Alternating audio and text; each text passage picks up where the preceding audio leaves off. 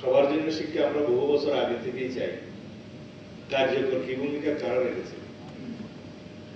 সবার জন্য শিক্ষা বাস্তবায়নের জন্য আমরা 1991 সালে দেশনেত্রী বেগম খালেদা জিয়ার ঘোষণা মতে বাংলাদেশে সবার জন্য শিক্ষা কার্যক্রম শুরু করি।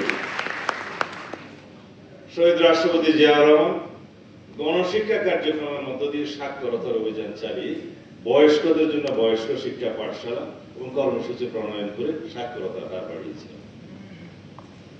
এই জন্য সবসময় বলি, বাংলাদেশে যা কিছুই সংস্কার এবং উৎপাদনশীল শিক্ষা, উন্নয়ন এবং সমৃদ্ধির পরিকল্পনা প্রণীত হয়েছে, বাস্তবায়ন হয়েছে, সকল কিছুই বিএনপির হাত ধরে শুরু হয়েছে। যুক্তরাষ্ট্রের 1 নম্বর জিম চেইন গোল্ডস জিম এখন আবারও বাংলাদেশে। বসুন্ধরা আবাসিক এলাকা ও বসুন্ধরা সিটি শপিং মলে। অন্যান্য সরকারের কিছু কিছু কৃতিত্ব নাই সেটা বলবো না, কিন্তু উল্লেখ করার মতো নয়। আমরা এই প্রাইভেট সেক্টরের জন্য যে দ্বার উন্মুক্ত করলাম, শিল্প কারখানা গার্মেন্ট শিল্পের জন্য এই যে উদ্যোগ প্রথম থেকে রাষ্ট্রপতি জিয়াউর রহমান গ্রহণ করলেন, বিদেশে শ্রমিক রপ্তানির যে উদ্যোগ তিনি গ্রহণ করলেন, তার সবকিছুর উপকার ভোগিত এই নেশন এখনো পর্যন্ত এবং সামনেও পেয়ে যাবে। তাই সবার জন্য শিক্ষা কার্যক্রমের জন্য আমরা শুরু করেছিলাম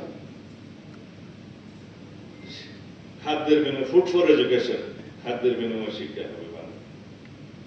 পরে সেটা পরবর্তী সরকার অর্থের বিনিময় শিক্ষা এই কর্মসূচি কন্টিনিউ করেছেন, কিন্তু প্রসার করেন।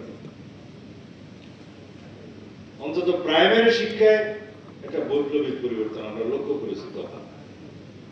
কারণ যে দরিদ্র ঘরের সন্তান তার পেটের ক্ষুধা নিবারণের জন্য অল্প বয়সে স্কুলের বাইরে রুটি রুজির চেষ্টায় লিপ্ত থাকতো, তার দরিদ্র পিতামাতা সেটা ছাড়া আর কোনো চিন্তা করতে পারতেন না।